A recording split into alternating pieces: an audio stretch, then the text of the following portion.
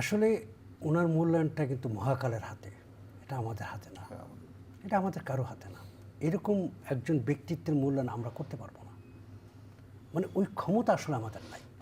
সত্যি কথা যেটা, আপনি যদি তার স্যাক্রিফাইসটা দেখেন, মানে সব কিছু মিলে, প্রথমত উনি হারিয়েছেন ওনার স্বামী খুব অল্প বয়সে, তারপরে উনি দুটো সন্তান নিয়ে কিন্তু উনি রাজনীতি করেছেন, এবং আপনি জানলে অবাক হবেন উনি একদিনে সর্বোচ্চ 38টা জনসভা করেছেন। আপনি কি মনে করেন একটা নারী নেত্রী, হ্যাঁ একটা নারী নেত্রী 38টা জনসভা একদিনে করতে পারে? এবং সব জায়গায় বক্তব্য আপনি কি মনে করেন সেটা শুধুমাত্র শারীরিক সক্ষমতাই বলে সম্ভব? ভোরের ফজরের আজান দিচ্ছে, উনি রাজবাড়িতে জনসভায় উপস্থিত। জি, সে এই যে তার যে বিষয়টা, আমি তো মনে করি এইটা আসলে জনগণের কাছে যাওয়ার একটা তৃষ্ণা, মানুষের জন্য কিছু করার একটা তৃষ্ণা, একটা অনুভব, এবং সব কিছু মিলেই কিন্তু বেগম খালেদা জিয়া।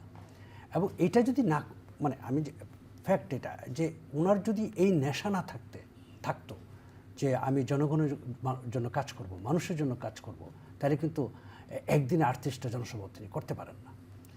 তো সব কিছু মিলে যদি আপনি চিন্তা করেন যে উনি সবসময় কিন্তু জনগণের কথা ভেবেছেন, পাশাপাশি একজন মা হিসাবে আপনি যদি তারেক রহমানের একটা কথা শুনেন, উনি কিন্তু একটা কথা বলেছেন যে আমার মা মমতাময়ী।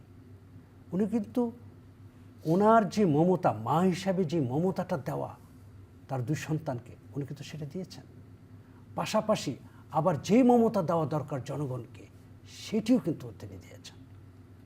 তা আপনি এই ব্যালেন্স আপনি কীভাবে দেখবেন, আপনি কিভাবে করবেন? এটা খুব কঠিন একটা জিনিস আমাদের জন্য। আমি মনে করি এটা অনেক আমাদের তার জীবন থেকে আমাদের এখন সময় হচ্ছে অনেক কিছু শেখা। আমাদের তার প্রতিটা জিনিস জানতে হবে, বুঝতে হবে যে কিভাবে উনি করলেন, এবং কি। যেমন আরেকটি কথা আমি আমার ফেসবুক স্ট্যাটাসে লিখেছি যে তিনি তার কথা রেখেছেন, যে তিনি বলেছেন যে আপনাদেরকে ছেড়ে আমি কোথাও যাব না। উনি জাননি, এই মাটিতে ওনার খবর হয়েছে। একজন সন্তান হিসাবে কথাটা বলেছেন।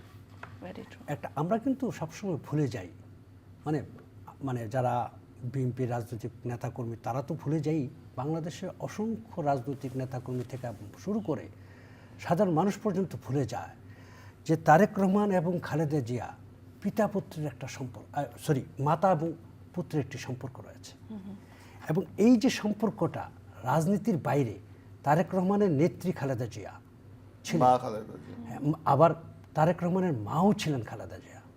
সুতরাং তারেক রহমানের ক্ষেত্রে আপনাকে যদি একটি কথা বলি, যে আমার মনে হয়, আমি গেস করি মাঝে মাঝে যে এটা হয়তো অত্যন্ত কঠিন কাজ হয় অনেক সময় অনেক সিদ্ধান্ত নিতে ওনার। যেমন আমি আমার মায়ের সিদ্ধান্ত নিতে পারি যে কোনো চট করে, কিন্তু আবার আমার নেত্রীর সিদ্ধান্ত নেওয়া, তখন আমার স্ট্যান্ডিং কমিটি আছে, আমার নেতাকর্মীরা আছেন, আমার ফলোয়াররা আছেন, অনেক মানুষ আছেন যাদের অনেকের কথা চিন্তা করে এই ডিসিশনটা নিতে হচ্ছে। অথচ উনি আমার মা, আমি সেই ডিসিশনটা নিতে পারছি না।